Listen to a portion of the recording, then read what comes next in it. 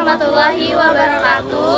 Kami dari kelompok 5 mata kuliah penyuluhan dan komunikasi peternakan akan menjelaskan tentang hasil wawancara dari kelompok kami. Sebelumnya, izinkan saya memperkenalkan anggota dari kelompok kami. Saya Muhammad Andi Nugroho. Saya Nurul Protobia. Saya Yulianti Gracia. Saya Niken Binana Sabina. Saya Hana Aulia Yasmin. Saya Yadid Dandi Dirgantara. Baik, selanjutnya di sini saya akan menjelaskan terkait permasalahan yang ada di peternakan sari rumput. Setelah kami melakukan wawancara dan observasi di peternakan tersebut, terlihat bahwa permasalahan di sana adalah kurangnya sanitasi kandang yang dilakukan oleh peternak sehingga membuat terjadinya ternak di sana itu terkena cacingan. Jadi metode yang kita lakukan adalah observasi dan wawancara. Kami melakukan observasi ke kandangnya Pak Untung dan melakukan wawancara terkait kendala yang dialami di sana. Selanjutnya, program yang akan kami lakukan yaitu yang pertama, mengedukasi peternak dan juga memberi solusi dari permasalahan yang ada pada peternakan tersebut. Lalu, materi yang disampaikan itu disesuaikan dengan kebutuhan dari peternakan sapi perah tersebut. Lalu solusi dan juga materi yang diberikan selama penyuluhan dapat diaplikasikan oleh peternak secara berkelanjutan. Lalu mengapa kami melakukan penyuluhan ini?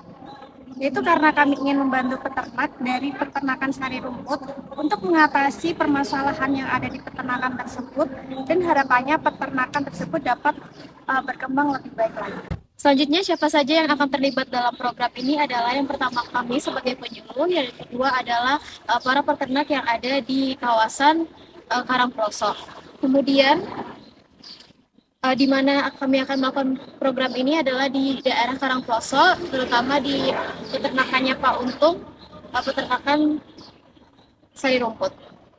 Program ini akan dilaksanakan setelah kami berdiskusi tentang solusi apa yang akan kami berikan kepada peternakan Pak Untung.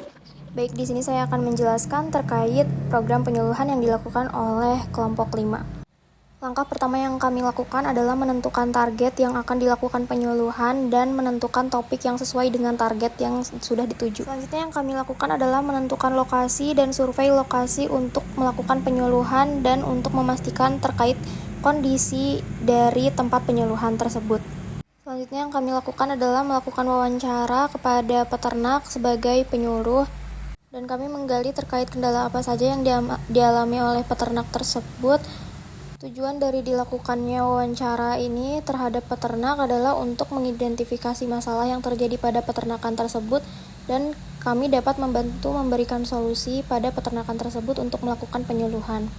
Selanjutnya kami menentukan waktu yang tepat dengan membuat janji dengan peternak untuk melakukan wawancara. Pada saat hari H pertemuan dengan peternak, kami melakukan pendekatan dan menganalisis masalah yang terjadi di peternakan tersebut dengan mencari solusi dan menentukan metode apa yang sesuai dengan permasalahan yang ada di peternakan tersebut. Kemudian terdapat strategi yang digunakan untuk melakukan penyuluhan seperti membangun kepercayaan antara peternak dengan kelompok kami sebagai penyuluh.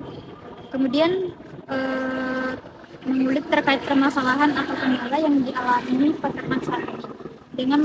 Dengan diskusi dengan kelompok dengan keadaan seperti ini sangat penting karena untuk memastikan metode penyuluhan yang kami gunakan sesuai dengan peternak tersebut agar meminimalisir kesalahpahaman atau ketidaktepatan metode yang kami berikan. Selanjutnya, kami sebagai penyuluh juga dapat menggali informasi yang berpengaruh untuk hal-hal yang menjadi solusi dalam permasalahan peternak tersebut. Kemudian terdapat beberapa indikator keberhasilan program evaluasi. Yang pertama yaitu evaluasi keberhasilan perencanaan. Yang pertama yaitu dapat menentukan materi, metode, dan media penyuluhan.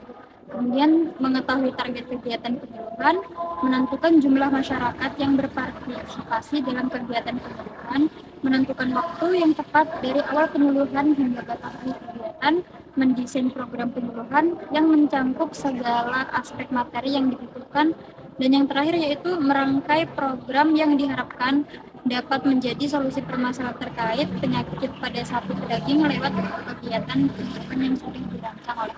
Selanjutnya ada evaluasi keberhasilan pelaksanaan. Yang pertama yaitu masyarakat menerapkan program yang telah disampaikan dalam penyuluhan. Yang kedua, mengetahui adanya dampak positif dari program penyuluhan berupa berkurangnya ternak sapi yang sakit. Yang ketiga, mengetahui para peternak dapat mengatasi penyakit pada ternak sapi melalui obat-obatan herbal yang tersedia di sekitar. Yang keempat, peternak menyediakan kandang atau tempat isolasi untuk ternak yang sakit. Yang kelima, jaminan kesejahteraan ternak terpenuhi. Selanjutnya yang terakhir, mengetahui adanya peningkatan BCS atau Body Condition Score yang signifikan karena peternak sudah mampu menangani ternak yang sakit. Selanjutnya ada target keberhasilan program keseluruhan.